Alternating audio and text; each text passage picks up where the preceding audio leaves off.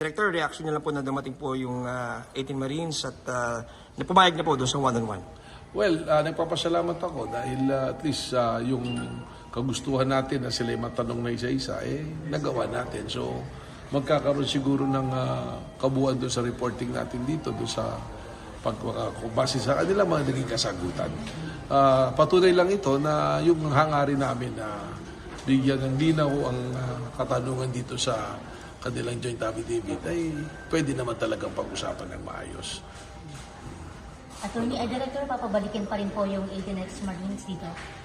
Sa ngayon, sumagot na sila sa lahat. So, base dito yung sa February 23 affidavit nila, depende sa kabuuan pagtapos ng report. Kasi bubuin ng mga ahente natin na nag-interview yan . So, from that, doon tayo mag-proceed ulit. Sa ngayon, wala pa tayong iniisip na ganyan. Gaano po ka-importante po, Director, yung pong one-on-one na ito?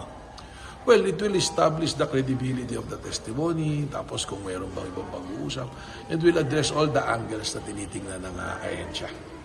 At pwede namin ito, isusumitin namin sa Office of the Ombudsman, official itong report na to.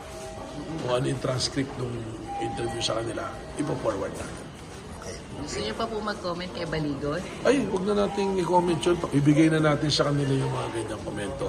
Sabi ko naman palagi, marami po tayong mga bagay na dapat gawin dito sa NBA. Hindi lang po yung sa 18 allegedly ex-Marines yung tinutugunan natin. Kaya naman nakikita nyo naman po, yung NBA po nagtatrabaho ng 24/7 para po pangalagaan ang ating pong katahimikan at kapayapaan po ng ating bansa. We are all professionals here. Narinig naman po natin yung mga komento ng mga tao na nagsasabi kung ano yung NBI po ngayon. Ano po. Okay. Thank you, sir. Okay, wala kayong